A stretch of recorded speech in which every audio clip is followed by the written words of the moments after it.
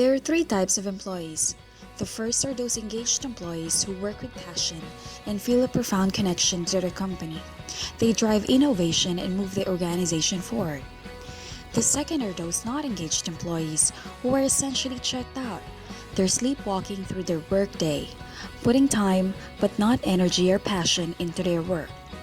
The third are those actively disengaged, employees who are not just happy at work, they're busy acting out their unhappiness. Every day, these workers undermine what their engaged coworkers accomplish.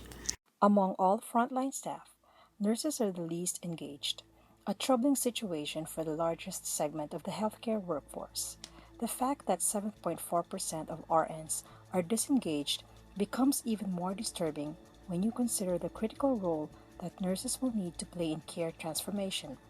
It is now more important than ever for frontline nurses to be engaged in their work, committed to their organization's mission, and capable of delivering high quality care in a complex and constantly changing environment. Nursing engagement has been linked to better patient outcomes.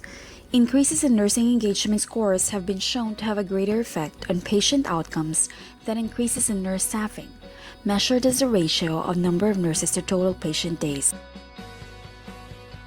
Companies with low engagement averaged a net profit margin of minus 1.38% versus 2.06% among their highly engaged counterparts.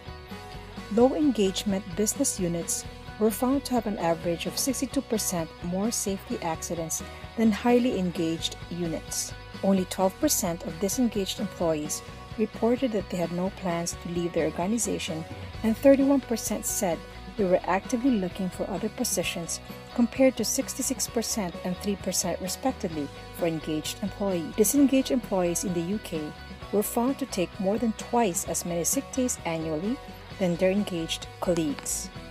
Appallingly, the stressful nature of nursing greatly influences the level of engagement of employees, which is further rooted from the workload, complexity of responsibilities, leadership, and even social relationships in the workplace.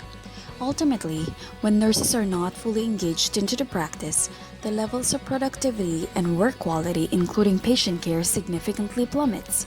This may also translate to decreased motivation, which considerably affects the deliverance of optimal and holistic patient-centered care and organizational goals. In an evaluation of nurse engagement in evidence-based practice by Davidson and Brown in 2014, multiple barriers were identified throughout the process and included the loss of momentum. Practice issues were linked to quality metrics, cost of care, patient satisfaction, regulatory compliance, and patient safety. Active engagement by nurse leaders was needed for practice change to occur, as participants identified important problems previously unknown to hospital administrators. The majority of nurses preferred involvement in practice change based on clinical problem solving, when supported by others to provide literature review and manage the process through committees. Some of the recommendations include supporting a culture that encourages employees to report practice improvement opportunities and provide resources to assist in navigating the identified practice change. According to Bargaglioli in 2012, nurses' engagement in the practice result in higher levels of personal ingenuity and positive attitudes that are proven to be resounding to other members of the team, with trust and autonomy as antecedents. Empowerment and dedication promote optimal care, which reverberates empowerment and dedication in the workplace, leading to optimal care and better clinical outcomes. In the 1950s, Kurt Lewin formulated a plan change theory that seeks to enhance the organizational culture through influencing behaviors that produce positive outcomes. This theory consists of 3 steps. First, unfreezing, which includes presentation of facts and figure in communicating to the stakeholders what needs to be modified. Second, change, which involves moving toward the desired behaviors. And third, refreezing, which entails ways to sustain the changes and inculcate them in the culture of practice in an organization. The first plan of action is the reinforcement of unit-level structural empowerment and structural equality. At the unit level, higher levels of SE and social capital were associated with higher ratings of unit effectiveness. These findings support previous cross-sectional results linking SE to work effectiveness at the individual level of analysis. In a research on nurses' empowerment and social capital on unit effectiveness by Laschinger and colleagues in 2014, the results suggest that efforts to increase access to empowering work structures promote the development of strong networks of relationships characterized by frequent contact, trusting, and positive reciprocal interactions and a sense of shared understanding about care in nursing work settings that are important for ensuring high-quality patient care. Similarly, literature suggests that a higher degree of nurse autonomy within a team and nurse-physician collaboration leads to less adverse patient events. Therefore, the use of checklists by nurses and the autonomy to act when deficiencies in medical practice occur may well be an important part in assisting nurses to form this strong, secure net to prevent problems and maintain safe care. It also includes access to information, influence to resources supporting practice, ability to participate in organizational decisions, control over practice, and ability to set goals. The plan would include facilitating strong networks of relationship within the team, the reinforcement of the objectives of unit practice councils or UPCs for the different departments, the use of checklists and have the autonomy to act and advocate for the patients, step up and speak up when deficiencies occur in the medical practice, access to information, influence over resources supporting the practice, and the ability to participate in organizational decisions to promote control over practice. These encourage professional nursing practice exemplar and magnet organizations and facilitate employee engagement. Reflections in nursing can be viewed as a way to facilitate learning from the wisdom of nurses and a source of learning for all members of the nursing team. Nursing theorist Patricia Benner, who is known to have studied clinical nursing practice, suggests that there is a need to ascertain and explain the knowledge that is embedded in the nursing practice. Benner believes that knowledge increases over time in the nursing practice discipline, and in order to maintain, uphold, and develop this knowledge, a dialogue in relationship and situational context is a venue to promote this effort. The action plan for reflections in nursing would initially inform employees of the need to adopt nursing exemplars or clinical narratives as part of efforts dedicated for employee engagement. Guidelines on what it entails need to be presented in a manner that will motivate employees to participate and contribute to this project. The objective is to prepare the nursing staff for an appropriate response and determine an action plan for similar situations that may happen in the future. The plan would include the following: a monthly 5 to 10 minute nursing exemplar presentation to be facilitated by the clinical nurse educator. The time and date will be on a schedule that, based on trend, is always on the low side. For example, low census and no admissions expected. Following the presentation is a 10-minute open forum that will provide an opportunity for the employees to ask questions. During the discussion, evidence-based practices will be emphasized in relation to the topic. All staff members from all shifts are encouraged to attend. Snacks and drinks will be provided. A budget must be approved for this expense. Rotation of the nurses who will present will be determined by either the nurse manager or the nurse educator.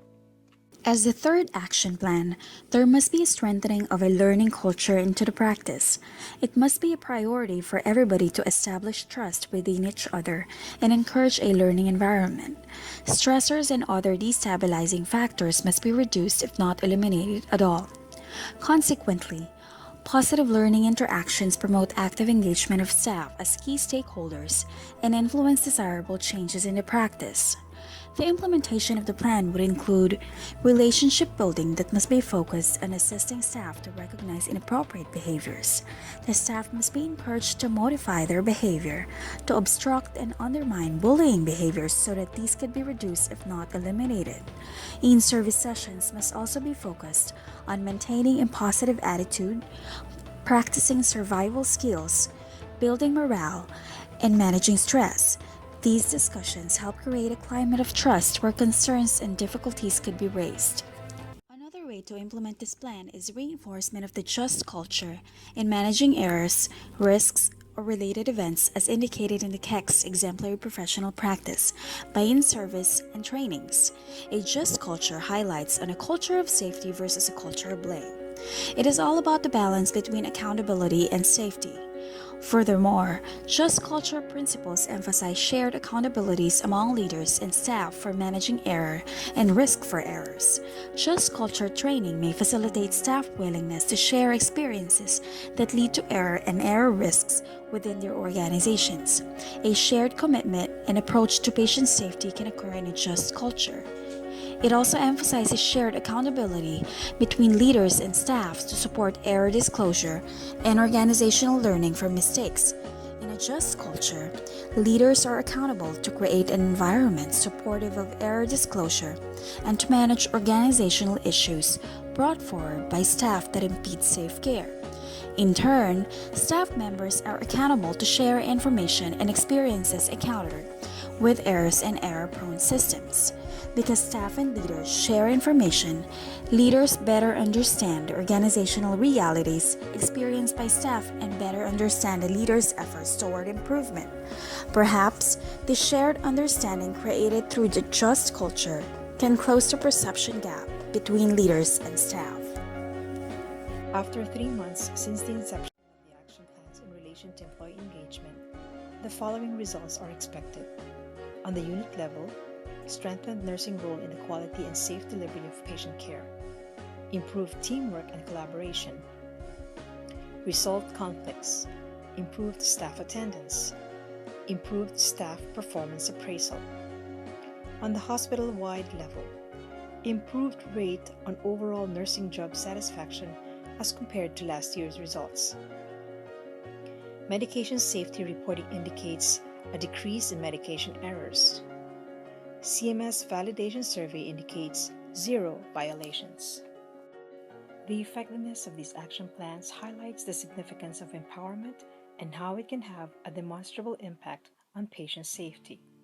The time for reflection was indeed a valuable aspect for the staff, as well as frontline leaders, because it gave them the time to discuss nurse-specific issues with their peers and colleagues. The need to initiate the change was brought about by the results of hospital surveys indicating decreased patient satisfaction and increasing reports on medication errors. Nurse leaders needed to step up and create a change project that will curb negative outcomes. For a leader, the simple truth in life is that people are the single most important asset in a team.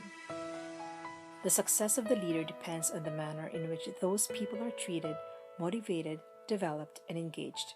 In essence, the values and culture of any company or organization are the most important aspect to getting real and meaningful engagement, involvement, and commitment.